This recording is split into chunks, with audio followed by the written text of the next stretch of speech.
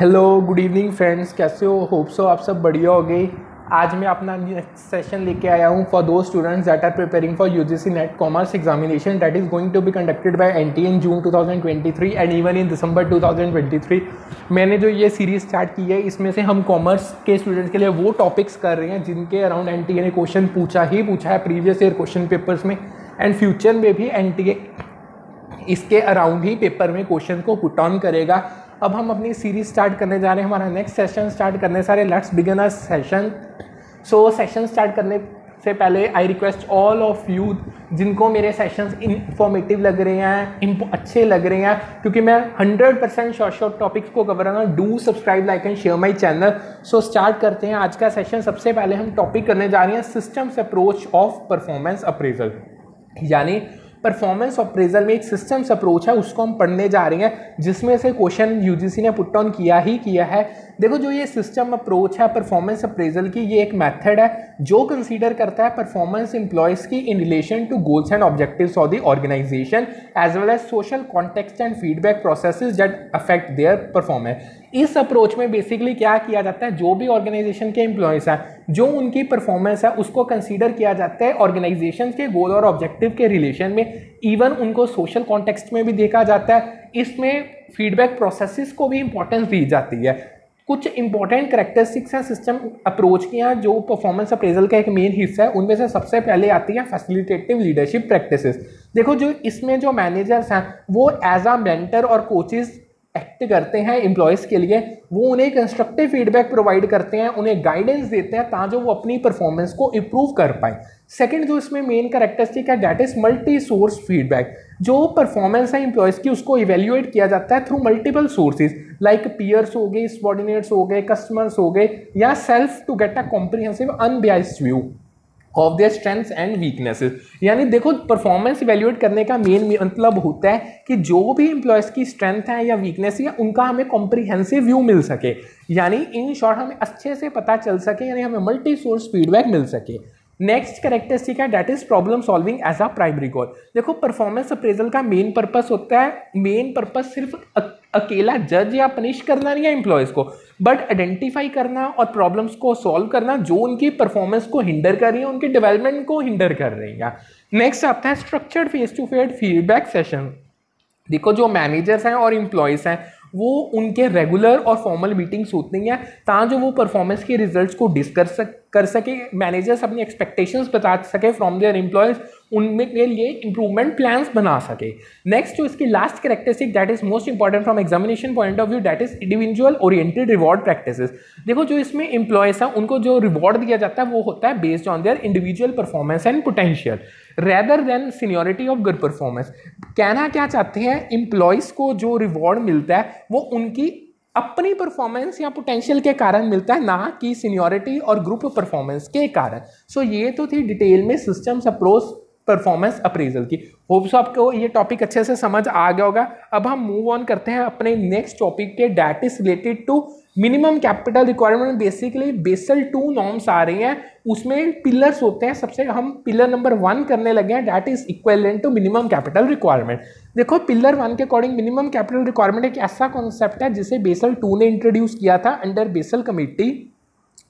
अब ये एक सेट था ऑफ इंटरनेशनल बैंकिंग रेगुलेशन जिसे डिफाइन किया था बेसल कमेटी ने on bank supervision that is BCBS। अब जो ये पिलर 1 है ये इस्टेब्लिश करता है कि मिनिमम कैपिटल रिक्वायरमेंट होनी चाहिए। अब उसके बेसिस क्या होंगे, मार्केट, क्रेडिट और operational risk and even minimum leverage ratio. ये 4 फैक्टर्स हैं जिनको मेन कंसीडर किया जाता है। मार्केट के रिस्क हो गया, क्रेडिट रिस्क हो गया, ऑपरेशनल रिस्क, इनको मद्देनजर रख के पिलर 1 मिनिमम कैपिटल रिक्वायरमेंट्स को आइडेंटिफाई करता है फॉर अ बैंक सुपरविजन। इसमें जो बैंक्स हैं उनको ये रिक्वायरमेंट है कि उन्हें एक मिनिमम 8% का of the risk weighted asset capital adequacy requirement को फुलफिल करना पड़ेगा। सो नेक्स्ट टॉपिक में मूव ऑन करते हैं that is related to social factors influencing consumer behaviour. देखो, हम अब स्टडी करने जा रहे हैं सोशल फैक्टर्स, वो फैक्टर्स हैं जो सोसाइटी में प्रिवेलेंट है, जो कंज्यूमर की लाइफ को अफेक्ट करते हैं, उनके बाइंग डिसीजंस को भी अफेक्ट करते हैं। इनमें से कुछ फैक्टर्स ऐसे हैं जिनको हम डिस्कस करने जा रहे हैं, जिनमें से क्वेश्चन आता है। सबसे पहले तो कल्चर। देखो, कल्चर होता है set of values, beliefs, norms और कस्टम जो किसी पर्सन के बिहेवियर को शेप करते हैं, किसी ग्रुप की प्रेफरेंसेस को शेप करते हैं। देखो कल्चर इन्फ्लुएंस करता है पीपल जो खाते हैं, पहनते हैं, पीते हैं, लाइक ईट, वियर, ड्रिंक, और वो किस तरीके से एक दूसरे से इंटरेक्शन करते हैं, किस तरीके से एक दूसरे से कम्युनिकेट करते हैं। अगर मैं आपको इसकी एग्जांपल बताऊं, for example consumers in India में prefer spicy food, traditional clothing and herbal product due to cultural background. India में स्पाइसी फूड हो गया, traditional clothing due to culture ही प्रिवेलेंट है। नेक्स्ट इसमें आता है सोशल क्लास। देखो सोशल क्लास डिवीजन है सोसाइटी की। अब ये किसके बेसिस पे डिवीजन की जाती है? ये की जाती है इनकम हो गई, एजुकेशन हो गया, ऑक्यूपेशन हो गया, लाइफस्टाइल हो गया।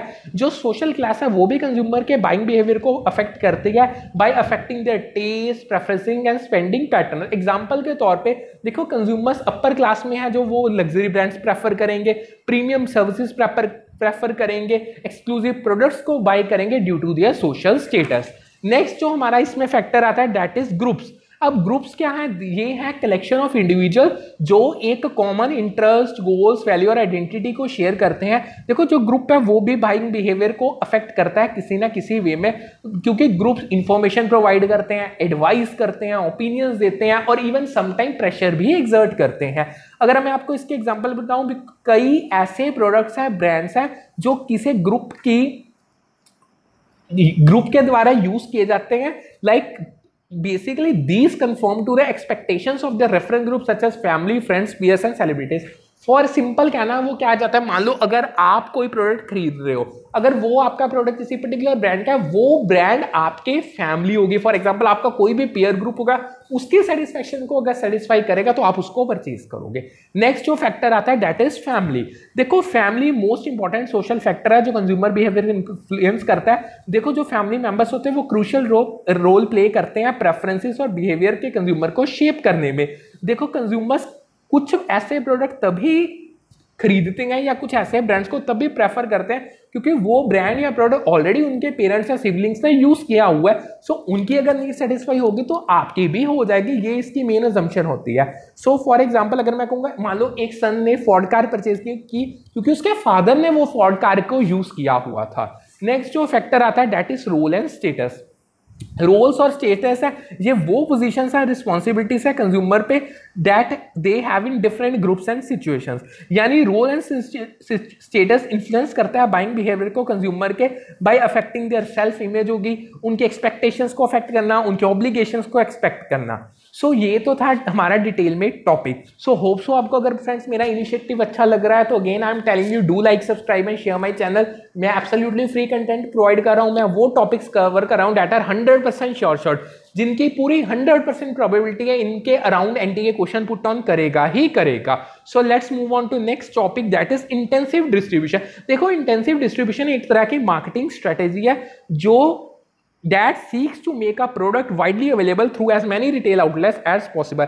ये मार्केट स्ट्रेटेजी हेल्प करती है जितनी वाइडली अवेलेबल हो सके कोई भी प्रोडक्ट जितने रिटेल आउटलेट्स के थ्रू हो सकते that maximum data are possible उसके थ्रू। अब इसका जो इंटेंसिव डिस्ट्रीब्यूशन का मेन गोल है एक्सेसिबिलिटी और कन्वीनियंस को इंक्रीज करना of the product for consumer, जिससे क्या होगा, देखो अगर गुड कन्वीनियंटली कंज्यूमर को अवेलेबल होगा, इससे क्या होगा, कंपनी की ऑर्गेनाइजेशन की सेल इंक्रीज होगी, उसका मार्केट शेयर राइज करेगा। अब जो ये स्ट्रेटेजी है बेसिकली ये फास्ट मूविंग कंज्यूमर गुड्स यानी एफएमसीजी कैटेगरी के लिए यूज की जाती है, लाइक जिसमें स्नैक्स हो गए, सॉफ्ट ड्रिंक्स हो गए, पर्सनल केयर प्रोडक्ट्स हो गए। अब इसकी कुछ कैरेक्टरिस्टिक्स है। सबसे पहले देखो इसमें वाइड स्प्रेड मार्केट कवरेज है। सिंपल सी बात है, इंटेंसिव डिस्ट्रीब्यूशन का मकसद ये है कि प्रोडक्ट को अवेलेबल करवाना जितने रिटेल आउटलेट्स पे पॉसिबल है जो वो ज्यादा से ज्यादा कंज्यूमर के पास रीच ऑन कर पाए। जो ये स्ट्रेटेजी है ये इन्वॉल्व क्या करती है, आप जितने भी रिटेल आउटलेट्स हैं उनके साथ पार्टनरिंग करो। आप अपने स्मॉल लोकल स्टोर्स को से लेके सुपरमार्केट या शॉपिंग मॉल तक पार्टनरिंग करो ताकि आपका प्रोडक्ट इजीली अवेलेबल हो पाए। सेकंड इसमें कैरेक्टरिस्टिक आती है मास एडवर्टाइजिंग की। देखो इंटेंसिव डिस्ट्रीब्यूशन के लिए एक रिक्वायरमेंट में require mass advertising to create awareness and demand for the product among the consumer. देखो आपको खुद को कंज्यूमर्स को बताना पड़ेगा कि आपकी कंपनी का ये प्रोडक्ट अवेलेबल है। सो आप कंज्यूमर्स के दिमाग में किस तरीके से अवेयरनेस क्रिएट कर सकते हो, by mass advertising regarding the product. अब इसमें डिफरेंट मीडिया चैनल्स को यूज किया जाता है, लाइक टेलीविजन हो गया, रेडियो हो गया, न्यूज़पेपर हो गया, मैगजीन्स हो गया, बिलबोर्ड्स हो गया, ऑनलाइन प्लेटफॉर्म्स हो गया, ताकि जो आप लार्ज और डाइवर्स ऑडियंस को कवर कर सको, उनको आप अपनी गाइडेंस या अवेयरनेस क्रिएट कर सको आपके प्रोडक्ट के रिगार्डिंग।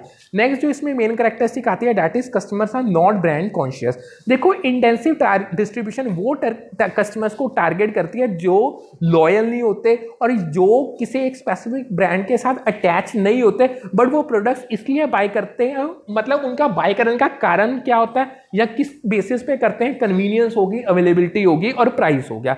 जो कस्टमर एफएमसीजी प्रोडक्ट्स है वो ऑफन जो एफएमसीजी के प्रोडक्ट्स के कस्टमर वो इंपल्सिव टाइप के होते हैं, वो ऐसे फैक्टर से इन्फ्लुएंस होते हैं ज्यादातर, लाइक जैसे पैकेजिंग हो गया, डिस्प्ले हो गया, प्रमोशन हो गया, वर्ड ऑफ माउथ, यानी किस तरीके के रिव्यूज मिल रहे हैं उस पर्टिकुलर प्रोडक्ट के रिगार्डिंग। नेक्स्ट हमारा जो टॉपिक आता है दैट इज आरटीआई एक्ट 2005। देखो इस टॉपिक में बाय द वे वैसे मैंने इस टॉपिक को प्रेजेंटेशन में मेंशन नहीं किया, बट फिर भी ये टॉपिक इंपॉर्टेंट, सो आप ऑरली इसको अच्छे से ग्रैब ऑन करो।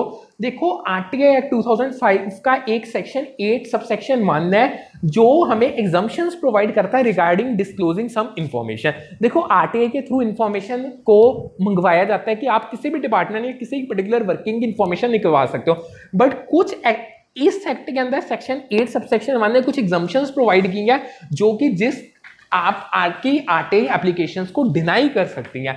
सबसे पहले आता है जो इंफॉर्मेशन है जो अगर हम इसको डिस्क्लोज करते हैं that would be prejudicially affect the sovereignty integrity of India, the security, strategic, scientific and economic interest of state, relation with foreign state and lead to incitement of an offence. Simple वो कहना क्या चाहते हैं, अगर कोई ऐसी information है जो इंडिया की सॉवरेनिटी और इंटीग्रिटी को अफेक्ट करती है, सिक्योरिटी को अफेक्ट करती है, कोई स्ट्रेटेजिक, सिग्निफिकेंट और इकोनॉमिक इंटरेस्ट को अफेक्ट करती है, हम उसे डिनाई कर सकते हैं टू डिस्क्लोज करने के लिए।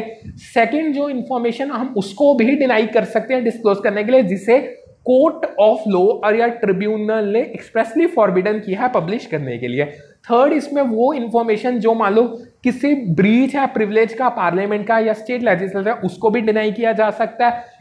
अगर कोई इंफॉर्मेशन है आपने कमर्शियल कॉन्फिडेंस में गेन किया या कोई ट्रेड सीक्रेट है या कोई इंटेलेक्चुअल प्रॉपर्टी है, उसका डिस्क्लोजर अगर हार्म कर सकता है किसी की भी कॉम्पिटिशन पोजीशन को, इन शॉर्ट ये थर्ड पार्टी की कॉम्पिटिटिव पोजीशन को, उसको भी अगर कॉम्पिटिटिव अथॉरिटी सेटिस्फाई है और वो लार्जर पब्लिक इंटरेस्ट में, तो उसको भी डिनाई किया जा सकता है।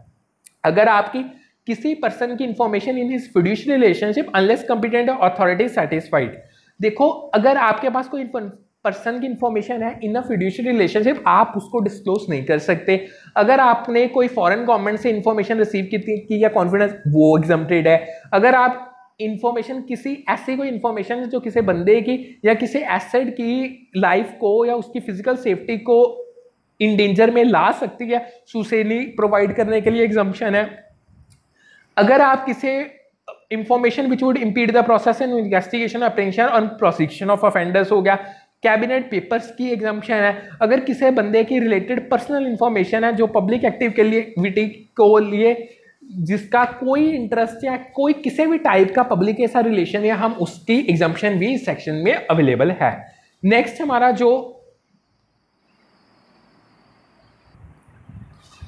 नेक्स्ट टॉपिक में हम मूव ऑन करते हैं। एक टॉपिक आता है इंटेलेक्चुअल कैपिटल का। आप इसे भी अच्छे तरीके से सुनना, मैंने ये भी मेंशन किया क्योंकि ऑलमोस्ट इसके रिगार्डिंग आपको काफी कुछ पता होगा, बट इसमें से क्वेश्चन जरूर आया।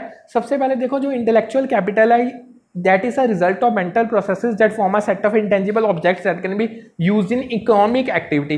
देखो जो इंटेलेक्चुअल कैपिटल होती है ये आपके मेंटल प्रोसेसेस का रिजल्ट होता है जो एक सेट ऑफ इंटेंजिबल ऑब्जेक्ट्स को फॉर्म करता है जिसे आप यूज करके इकोनॉमिक एक्टिविटी कर सकते हो या आप इनकम ला सकते हो अपने ओनर ऑर्गेनाइजेशन के लिए। आप अपनी पीपल की कंपिटेंसी को कवर करते हो, उनकी रिलेशनशिप्स को वैल्यू देते हो, उनके रिलेटिंग क्या वैल्यू वो इसमें कवर हो जाती है। And everything that is left when the employees go home, उसके structural capital of which intellectual property is but one component. देखो जो इंटेलेक्चुअल कैपिटल है इसे हम एज अ एसेट कंसीडर करते हैं और इसका मेन क्या, अगर समरी में आपको मैं बताऊं, it is a collection of all information resources of a company hazards is disposal that can be used to drive. जितने भी कंपनी के पास अपने इंफॉर्मेशन रिसोर्सेज है, जो भी कंपनी को हेल्प करते हैं प्रॉफिट को ड्राइव करने के लिए, न्यू कस्टमर्स को गेन करने के लिए, न्यू प्रोडक्ट्स क्रिएट करने के लिए और बिजनेस को किसी भी वे में इंप्रूव करने के लिए, that constitute there intellectual capital. अब एक इंटेलेक्चुअल कैपिटल के कुछ कंपोनेंट्स हैं, जिनमें सबसे पहले आता है ह्यूमन कैपिटल। ये हर वो चीज इंक्लूड करती है that is related to knowledge and experience of employees. उनकी स्किल्स होगी, क्रिएटिविटी हो गया, इनोवेशन हो गया, उनकी एबिलिटी जो है उन प्रॉब्लम्स को सॉल्व करने के लिए। अब जो ह्यूमन कैपिटल है ये पीपल में इनहेरेंट होती है, इसे कोई भी ऑर्गेनाइजेशन अपने नाम में ओन नहीं कर सकती। नेक्स्ट आती है रिलेशनल कैपिटल। अब ये इंक्लूड करती है value of relationship that an organization has it with customer, supplier, partners और स्टेक होल्डर। यानी अगर ऑर्गेनाइजेशन की देखो जितने भी स्टेक होल्डर है उनके साथ उनकी रिलेशनशिप होगी, अब उसकी क्या वैल्यू है, that is inclusive in the relational capital. Next इसमें जो आता है दैट इज स्ट्रक्चरल कैपिटल। अब स्ट्रक्चरल कैपिटल जो इंक्लूड करती है जितने भी आपके ऑर्गेनाइजेशनल प्रोसेसेस हैं, सिस्टम्स हो गए, पॉलिसीज हो गए, प्रोसीजर हो गए, डाटाबेसिस हो गए, पेटेंट्स हो गए, ट्रेडमार्क्स हो गए और कोई भी इंटेंजिबल एसेट जो सपोर्ट करता है आपके ऑर्गेनाइजेशन की परफॉर्मेंस को। लास्ट आती है इसमें इंटेलेक्चुअल प्रॉपर्टी। ये हर लीगल राइट जो प्रोटेक्ट करता है किसी के क्रिएशन ऑफ माइंड को, उनकी इन्वेंशंस को, उनके डिजाइंस को, उनके आर्टिस्टिक वर्क को, उनके नेम्स को, हर चीज इंटेलेक्चुअल कैपिटल में इंक्लूडेड है। सो होप्स ऑफ फ्रेंड्स यहाँ तक आपको अच्छे से टॉपिक समझ आ गया हो गया। हम अपने नेक्स्ट टॉपिक में मूव ऑन करते हैं, that is section 91 of the income tax act, जो कि रिलेटेड है to do unilateral relief for taxes paid in countries without DTAA। देखो जो सेक्शन 91 है इनकम टैक्स एक्ट का, ये यूनिलेटरल रिलीफ को प्रोवाइड करता है फॉर टैक्सेस पेड उन कंट्रीज में with which India has not signed a double taxation avoidance agreement. यानी अगर आपने कोई ऐसा टैक्स किसी कंट्री में पे किया जिसके साथ इंडिया का agreement related to double taxation avoidance नहीं साइन है, उसमें आपको यूनिलेटरल रिलीफ प्रोवाइड की सकती है। ये सेक्शन ये बताता है अगर कोई पर्सन जो कि रेजिडेंट है इंडिया का किसी पिछले प्रीवियस ईयर में, अगर उसकी कोई इनकम पे जो कि आउटसाइड इंडिया क्रू हो गया या अराइज हुई, उसने टैक्स पे किया सच इनकम पे in that country where that income has been accrued, so उसे डिडक्शन मिलेगी income tax payable by him in India of sum calculated on such double tax income. Simple कहना क्या हो चाहते हैं, अगर मान लो कोई इंडिया का बंदा फॉरेन में कोई इनकम अर्न करता है और उस कंट्री के साथ इंडिया का डबल टैक्सेशन रिलीज एग्रीमेंट नहीं है, तो मान लो उस बंदे ने जो कंट्री में यानी जिस कंट्री में उसने इनकम अर्न किया उस पर उसने टैक्स किया होगा। सो क्या करती है यहाँ पे हमारा इंडियन अथॉरिटीज यानी इनकम टैक्स एक्ट उसे एक यूनिलेटरल रिलीफ प्रोवाइड करता है ताकि जो इंडिया में वो टैक्स दे रहा है उसमें उसे कुछ थोड़ी सी छूट मिल सके। सो जो इसमें कंडीशंस हैं, अगर आपने सेक्शन 91 के अंदर डिडक्शन को अवेल करना है वो फुलफिल होनी चाहिए। उनमें से सबसे पहले कंडीशन ये आती है जो असेसी है वो टैक्स रेजिडेंट होना चाहिए इंडिया का रेलेवेंट प्रीवियस ईयर में, जो उसने इनकम अक्रू या अर्न की है यानी जो अराइज हो रही है उसे वो आउटसाइड इंडिया होनी चाहिए। वो जिस कंट्री में वो इनकम अराइज हो रही है उसके साथ कोई डबल टैक्सेशन की रिलीफ का एग्रीमेंट नहीं होना चाहिए, यानी DTAA इंडिया का उस कंट्री के साथ नहीं होना चाहिए। और जो असेसी है उसने फॉरेन की इनकम पे फॉरेन कंट्री में ही टैक्स पे किया होना चाहिए। और जो फॉरेन कंट्री है where the income has accrued और वैसा also taxes resident on their global income, यानी वो कंट्री भी अपने जो सिटीजन है अगर वो ग्लोबली इनकम अर्न करे उस पे भी ग्लोबल इनकम पे टैक्स लगाती होनी चाहिए। नेक्स्ट हमारा जो टॉपिक आता है दैट इज COP 27 यानी conference of parties Sharm el Sheikh Egypt में हुई थी। जो देखो COP 27 is the 27th conference of the parties to the United Nations framework convention on climate change which took place on Sharm el Sheikh Egypt. दो ये 27th conference थी of parties जो UNFCCC के तहत हुई थी। इसको इजिप्ट में 6 से लेके 20 नवंबर 2021 तक ये इसने प्लेस ली थी, यानी took place this conference took place. अब इस कॉन्फ्रेंस का मेन जो एम था वो था एक्सेलरेट करना क्लाइमेट एक्शन को और एम्बिशन को under the Paris agreement and Glasgow pact. ये भी 2 एग्रीमेंट्स हैं। अब इसकी क्या जो COP 20 यानी 27th ऑफ को जो 27th कॉन्फ्रेंस हुई थी इसकी जो मेन एक आउटकम थी वो था अडॉप्शन ऑफ द शाम एल शेख इम्प्लीमेंटेशन प्लान, यानी एक शाम एल शेख इम्प्लीमेंटेशन प्लान को अडॉप्ट किया था। अब जो ये प्लान था ये क्या इंक्लूड करता था, set of actions and commitments for enhancing mitigation, adaptation, finance, technology, capacity building and transparency.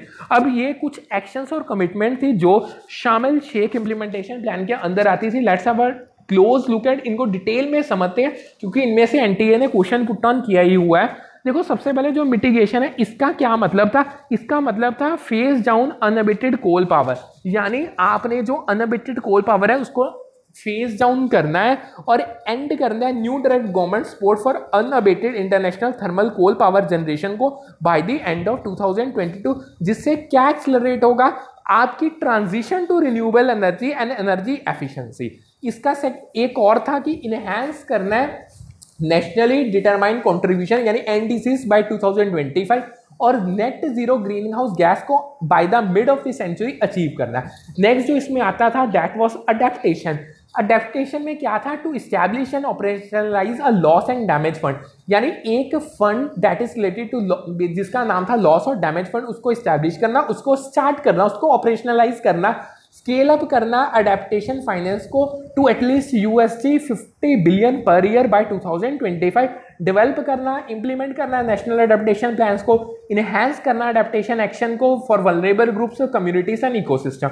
Next जो इसमें आता है दैट वाज फाइनेंस। इसका मेन क्या था, टू कैपिटलाइज करना ग्रीन क्लाइमेट फंड को और रिप्लेनिश करना अडेप्टेशन फंड को। आपने 100 billion per year for climate finance को मोबिलाइज करना for developing countries from public and private sources, financial flows को अलाइन करना with low emission and climate resilient development pathway, enhance करना एक्सेस को, effectiveness को, transparency को फॉर क्लाइमेट फाइनेंस।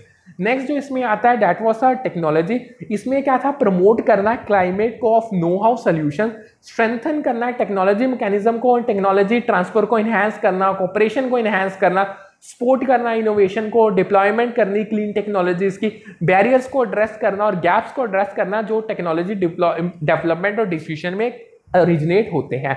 नेक्स्ट इसमें जो आता है that was capacity building and transparency.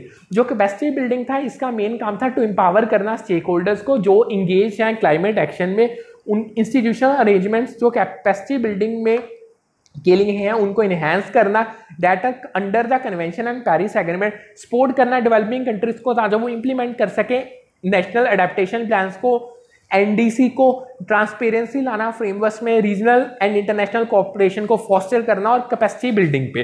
Last जो इसमें आता था दैट वाज ट्रांसपेरेंसी, यानी टू ऑपरेशनलाइज करना ट्रांसपेरेंसी फ्रेमवर्क को इनहेंस करना जो पेरिस एग्रीमेंट के अंदर आता है, बेनिनियल ट्रांसपेरेंसी रिपोर्ट्स को सबमिट करना बाय 2024, क्वालिटी इंप्रूव करना, एक्यूरेसी लानी, कंप्लीटनेस लानी, कंसिस्टेंसी लानी और कंपेरेबिलिटी लानी इंफॉर्मेशन जो रिपोर्टेड है, पार्टिसिपेट करना facility multilateral consideration of progress में। सो ये तो था डिटेल में topic that is 27th conference of parties to the UNFCCC। अब हम नेक्स्ट टॉपिक में मूव कर रहे हैं, कुछ ऑडिट असर्शंस हैं उनको डिटेल में स्टडी करेंगे जिसमें से कट ऑफ हो गया, क्लासिफिकेशन हो गया, अक्रेंस हो गया और एग्जिस्टेंस हो गया। देखो जो सबसे पहले कट ऑफ है ये एक ऐसी ऑडिट असर्शन है जो रिलेट करती है वेदर जितनी भी ट्रांजैक्शन और इवेंट्स है उनको रिकॉर्ड सही अकाउंटिंग पीरियड यानी करेक्ट अकाउंटिंग पीरियड में रिकॉर्ड किया गया। जो क्लासिफिकेशन है ये भी एक ऑडिटाइजेशन है जो ये रिलेट जिसके असर करती है कि वेदर जितनी भी ट्रांजैक्शंस है या आपके अकाउंट बैलेंसेस है उन्हें प्रॉपर्ली क्लासीफाई किया गया है फाइनेंशियल स्टेटमेंट में। नेक्स्ट हमारी जो ऑडिटाइजेशन है दैट इज अक्रेंस। इसमें क्या होता है, जितनी भी आपकी ट्रांजैक्शन एंड इवेंट्स है उनको हमने रिकॉर्ड और डिस्क्लोज किया है जब वो अकर हुई है और जिस एंटिटी में वो अकर हुई है। लास्ट इसमें आता है दैट इज एग्जिस्टेंस। ये वो ऑडिटाइजेशन है जो रिलेट करती है to whether asset liability and equity interest exist करते हैं या नहीं करते। अपना नेक्स्ट टॉपिक पे मूव ऑन करते हैं that is related to financial analysis के कुछ कॉन्सेप्ट्स हैं जिनमें मार्जिन ऑफ सेफ्टी हो गया, ब्रेक इवन पॉइंट हो गया, पीवी रेशियो हो गया, कंट्रीब्यूशन हो गया। So friends again I am requesting, अगर आपको मेरी ये सीरीज अच्छी लग रही है, इंफॉर्मेटिव लग रही है, यूजफुल लग रही है, so do like subscribe and share my channel, क्योंकि मैं एब्सोल्युटली फ्री कंटेंट प्रोवाइड कर रहा हूँ। सो ज़्यादा से ज़्यादा स्टूडेंट जितने भी UGC NET commerce examination paper 2 के लिए प्रिपेयर कर रहे हैं that is going to be conducted by NTS in June 2023 and for December 2023 वो अच्छे से अपनी तैयारी कर सके और वो जो 100% श्योर टॉपिक्स हैं उनको अच्छे से स्टडी कर पाएँ। जो नेक्स्ट हमारे फाइनेंशियल एनालिसिस के कॉन्सेप्ट है उनमें सबसे पहले आता है मार्जिन ऑफ सेफ्टी। देखो जो मार्जिन ऑफ सेफ्टी का ये डिफरेंस है बिटवीन एक्चुअल और budgeted sale and break even sales में। जो इसमें नेक्स्ट आता है दैट इज हमारा ब्रेक इवन पॉइंट। ये वो लेवल ऑफ सेल्स है जहां पे टोटल रेवेन्यू इक्वल होता है टोटल कॉस्ट के, नेक्स्ट इसमें हमारा आता है पीवी रेशियो। ये वो रेशियो है basically ratio of contribution to sales, यानी कंट्रीब्यूशन को जब हम सेल्स के साइड डिवाइड करते हैं वो हमारा पीवी रेशियो आता है। अब इसमें कंट्रीब्यूशन क्या है, डिफरेंस है बिटवीन सेल्स और वेरिएबल कॉस्ट में। जो कंट्रीब्यूशन है ये अमाउंट ऑफ रेवेन्यू है जो हमारे पास बच जाता है after deducting variable cost and can be used to cover fixed cost and generate profits. Next हमारे टॉपिक पे हम मूव ऑन करते हैं, that is related to types of leases. हम कुछ लीसेस की टाइप्स को स्टडी करने जा रहे हैं। देखो लीसेस की कुछ सबसे पहले जो टाइप आती है दैट इज, देखो जो टाइप्स ऑफ लीसेस बेसिकली ये एग्रीमेंट है रिलेटेड टू रेंटिंग एसेट्स। इसमें सबसे पहले हमारे पास आती है फाइनेंशियल लीज। ये वो टाइप है लीज की जिसमें जो लेसर है वो ट्रांसफर करता है substantially all the risk and rewards जितने भी इंसिडेंटल है ओनरशिप के related of the asset to the lessee. Next जो हमारे पास लीज आती है दैट इज ऑपरेटिंग लीज। ये वो लीज की टाइप है जिसमें लेसर है वो ट्रांसफर नहीं करता जितने भी रिस्क एंड रिवॉर्ड्स इंसिडेंटल है ओनरशिप ऑफ एसेट्स के रिलेटेड, वो इसमें अपनी सिग्निफिकेंट इन्वॉल्वमेंट को रिटेन करता है अपनी एसेट में, यानी अपने पास खुद अपनी सिग्निफिकेंट इन्वॉल्वमेंट जो उसके एसेट में उसको रिटेन करता है।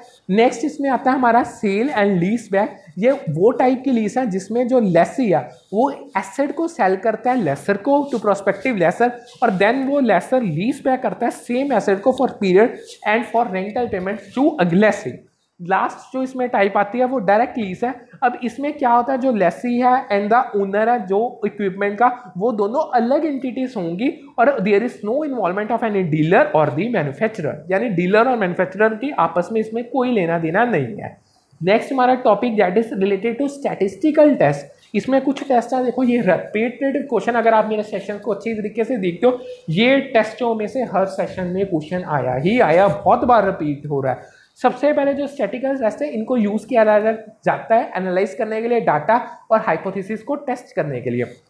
सबसे पहले इसमें हमारे पास आता है क्रुस्कल-वालिस का टेस्ट, जो कि एक नॉन पैरामीट्रिक टेस्ट है जो कंपेयर करता है मीडियन 3 और मोर ग्रुप्स का ऑफ ऑर्डिनल और कंटिन्यूस डाटा। यानी अगर आपके पास ऑर्डिनल और कंटिन्यूस डाटा है उसमें आपने 3 और उससे ज़्यादा का मीडियन को कंपेयर करना है तो आप क्रुस्कल-वालिस का टेस्ट यूज कर सकते हो। सेकेंड जो हमारे पास टेस्ट आता है that is the Z test. देखो जेड टेस्ट एक तरीके का पैरामीट्रिक टेस्ट है जो कंपेयर करता है मीन्स ऑफ 2 ग्रुप्स जो कि नॉर्मली डिस्ट्रीब्यूटेड डाटा के होते हैं। नेक्स्ट इसमें आता है अनोवा, जो कि एक पैरामीट्रिक टेस्ट है जो कंपेयर करता है मीन्स 3 और उससे ज़्यादा ग्रुप्स के जो अगेन नॉर्मली डिस्ट्रीब्यूटेड डाटा से बिलोंग करते हैं। लास्ट आता है इसमें चाइस के टेस्ट, जो कि एक नॉन पैरामीट्रिक टेस्ट है जो बेसिकली एक टेस्ट है गुडनेस ऑफ फिट का और the association between 2 categorical variables.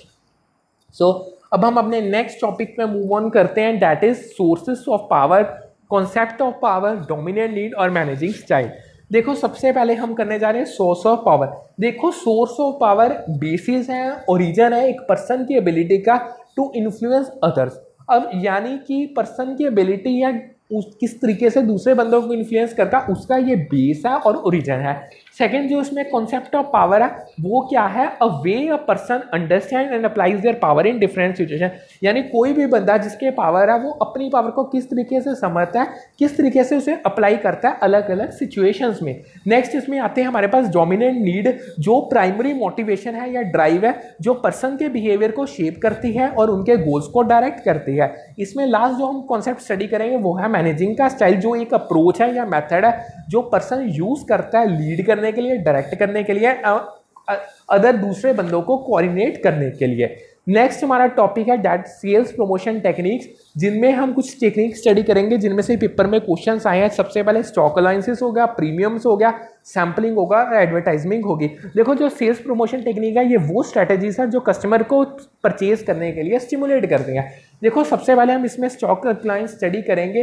देखो ये वो डिस्काउंट्स और रिबेट्स हैं जो रिटेलर्स या होलसेलर्स को दिए जाते हैं जो वो किसी भी प्रोडक्ट को अपने शोरूम या अपनी शॉप पे स्टॉक अप कर सके।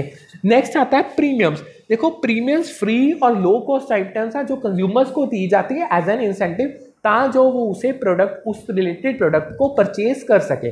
नेक्स्ट जो सेल्स प्रमोशन की टेक्निक है वो है सैम्पलिंग।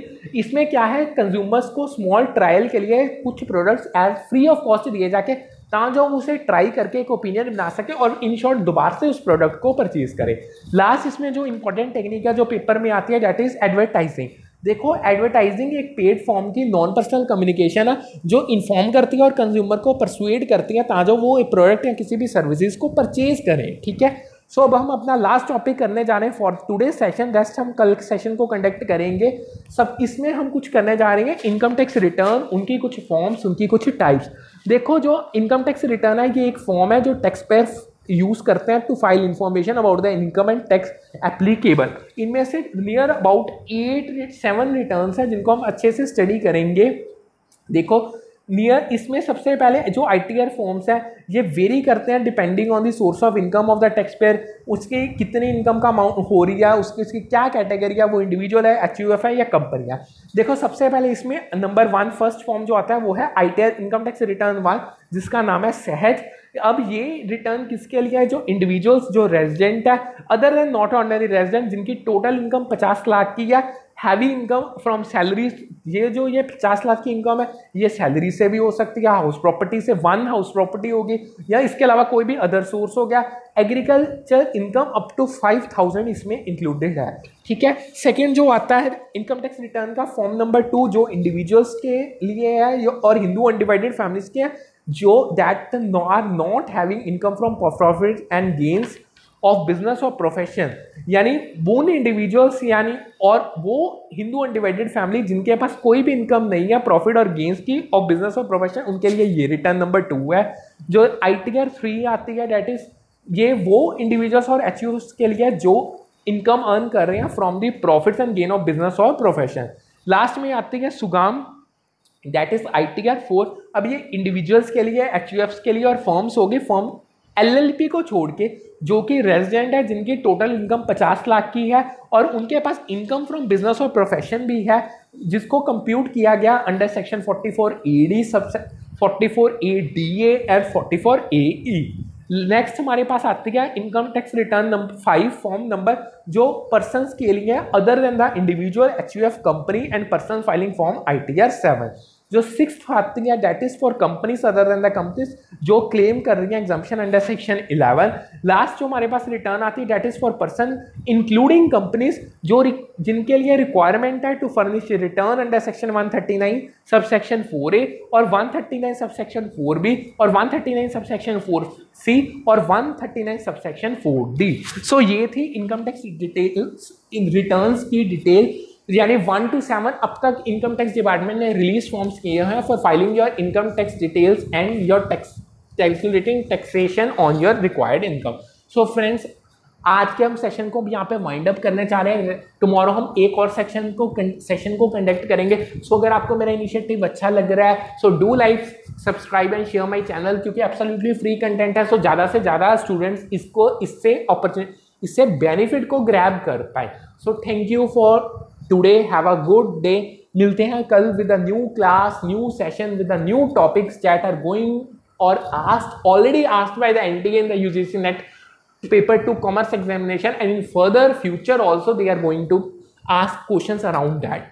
Thank you.